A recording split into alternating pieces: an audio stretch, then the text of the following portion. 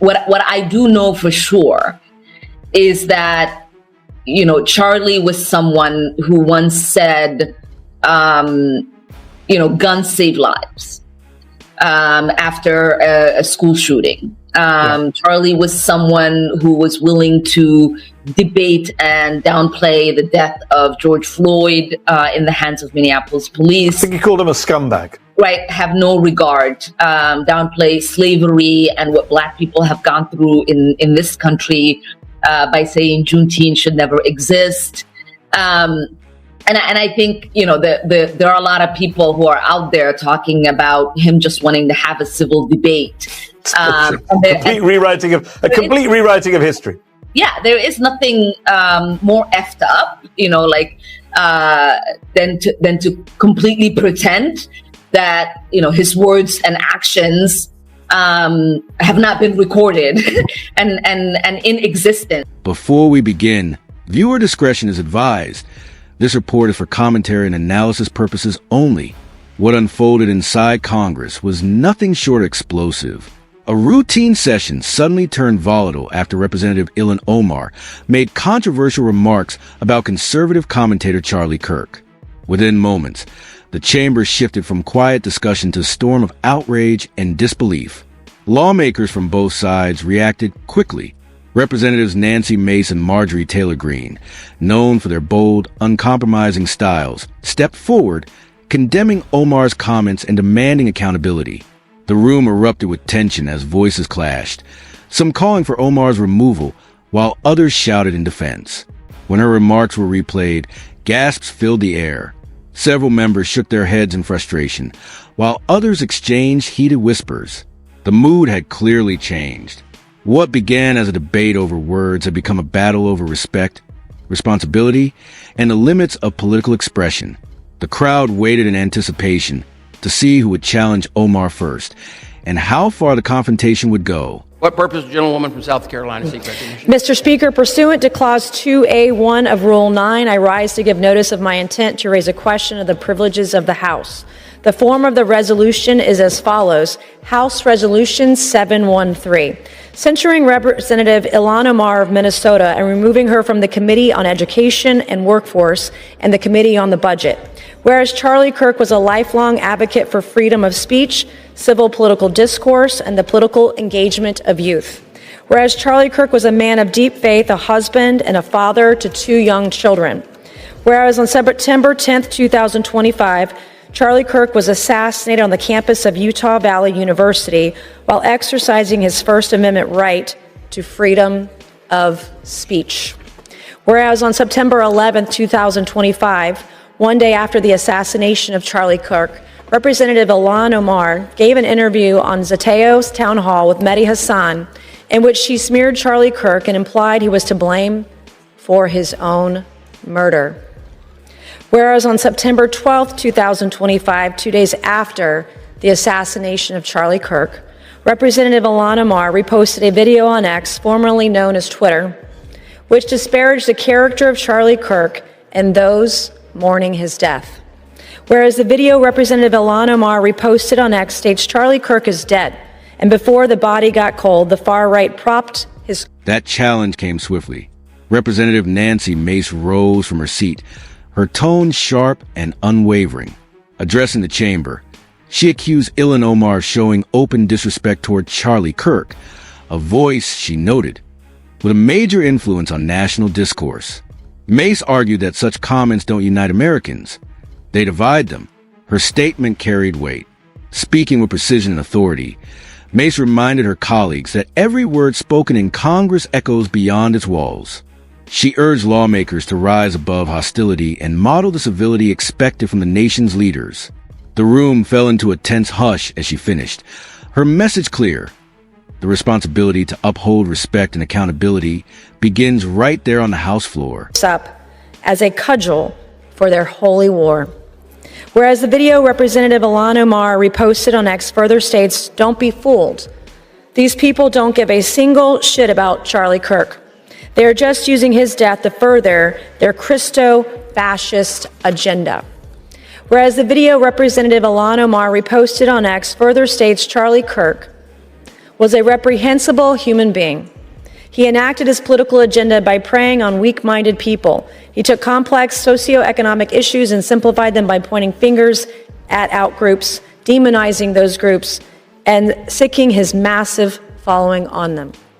Whereas the video Representative Ilhan Omar reposted on X further states Charlie Kirk was a stochastic terrorist, an adamant transphobe. He denied the genocide happening in Palestine. He believed the subjugation of women, and in his last dying words, he was spewing racist dog whistles. Whereas the video Representative Ilhan Omar reposted on X further states Charlie Kirk was Dr. Frankenstein, and his monster shot him through the neck. Whereas the video Representative Ilhan Omar reposted on X further blames Charlie Kirk for his own murder. Whereas Clause 1 of Rule 13 of the Rules of the House of Representatives provides a member, delegate, resident commissioner, officer, or employee of the House shall behave at all times in a manner that shall reflect credibility on the House. Whereas Representative Ilhan Omar's actions in the wake of the assassination of Charlie Kirk are As Nancy Mace finished, the atmosphere grew even more charged. Murmurs turned into shouting as members from both parties reacted. Some cheering her boldness, others pushing back in defense of Omar. Cameras zoomed to capture Omar's face. She appeared tense but determined, listening as criticism mounted. The divide was unmistakable. On one side stood lawmakers demanding censure or even removal. On the other, those insisting she was being unfairly targeted for political purposes. Every exchange raised the temperature higher, and what had begun as a single speech now threatened to unravel the session entirely. And affect the dignity and integrity of the proceedings of the House and do not reflect the credibility on the House. Now therefore be it resolved that Representative Ilhan Omar of Minnesota be censured. Representative Ilhan Omar forthwith present herself in the well of the House of Representatives for the pronouncement of censure. Representative Ilhan Omar be censured with the public reading of this resolution by the Speaker, and Representative Ilhan Omar be and is hereby removed from the Committee on Education and Workforce and removed from the Committee on the Budget of the House. Georgia seek recognition.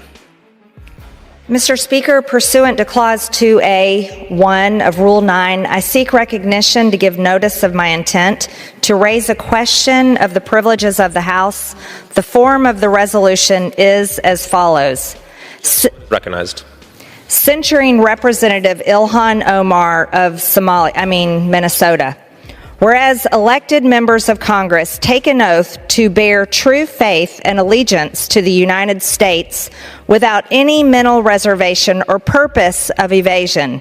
Whereas Representative Ilhan Omar took an oath of allegiance to the United States upon becoming a citizen, declaring, I absolutely and entirely renounce and abjure all allegiance and fidelity to any foreign prince, potentate, state, or sovereignty, of whom or which I have heretofore been a subject or citizen.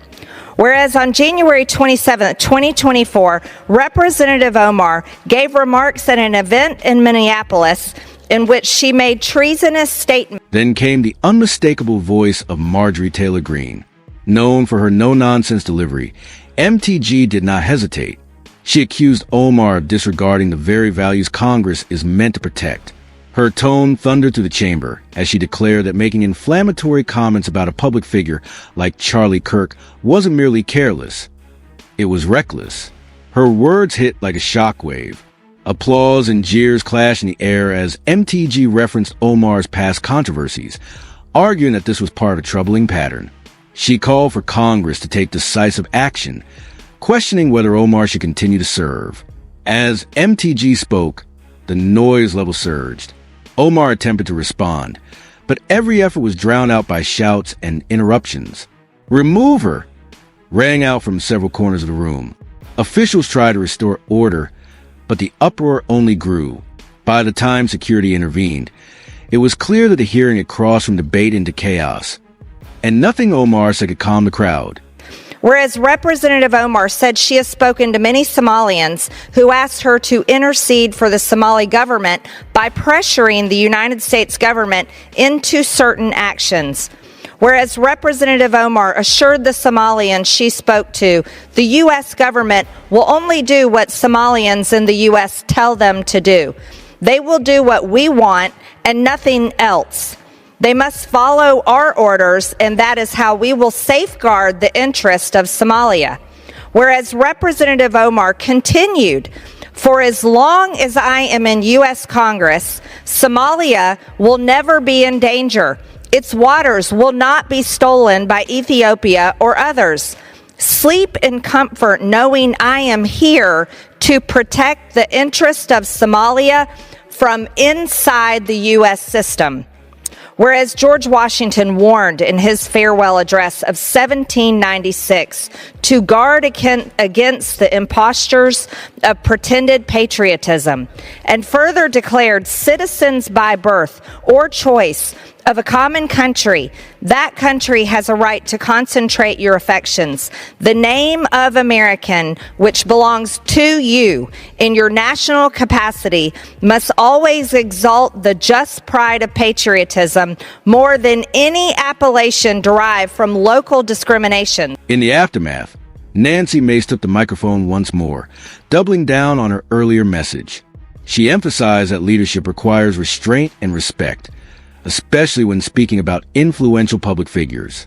Words, she warned, carry consequences that can echo far beyond Capitol Hill.